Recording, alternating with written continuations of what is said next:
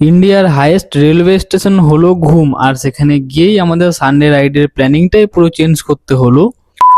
অনেকদিন পর একটা লং রাইডের প্ল্যানিং করে সকাল 4:30টার সময় বেরিয়ে হনুমানজির দর্শন নিয়ে সানরাইজ দেখে সুন্দর ফগি ফগি ওয়েদারের মধ্যে ব্রেকফাস্টটা করে আমরা রওনা দিলাম দার্জিলিং এর উদ্দেশ্যে। ডেস্টিনেশন ছিল অনেকটা দূর, কিন্তু রাস্তার ভিউগুলো ছিল খুবই সুন্দর সেদিন, কারণ বৃষ্টি হচ্ছিল, ফগি ফগি ওয়েদারও ছিল, সাইক্লিং করতেও বেশ মজা লাগছিল।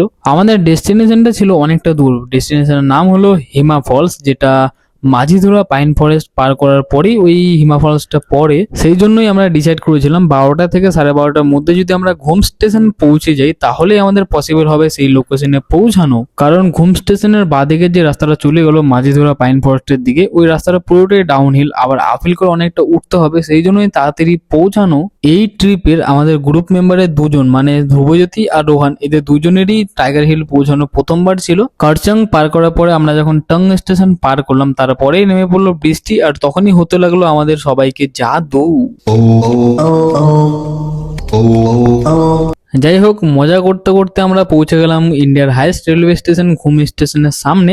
তখন টাইম হয়েছিল 2:30 তো আমরা ডিসাইড করলাম যে আমরা আর হিমা ফলসে যাবো না, ওয়েদার বেশি ফগি ফগি হওয়ার কারণে, এমনকি আমাদের টাইমিংটাও ম্যাচ করেনি পৌঁছানোর জন্য। তাই আমরা ভাবলাম তাহলে টাইগার হিল থেকে ঘুরে আসি, কিন্তু টাইগার হিল গেলে আমরা কাঞ্চনজঙ্ঘা দেখতে পাবো না, তো সেই জন্য টাইগার হিলটাও ক্যান্সেল করলাম। তাহলে নেক্সট টাইম আবার একদিন প্ল্যানিং করে পুরো ফাইনাল ট্রিপটা করিয়ে ফেলবো। চলো দেখা হচ্ছে নতুন কোনো লোকেশনে। Tata, thank you.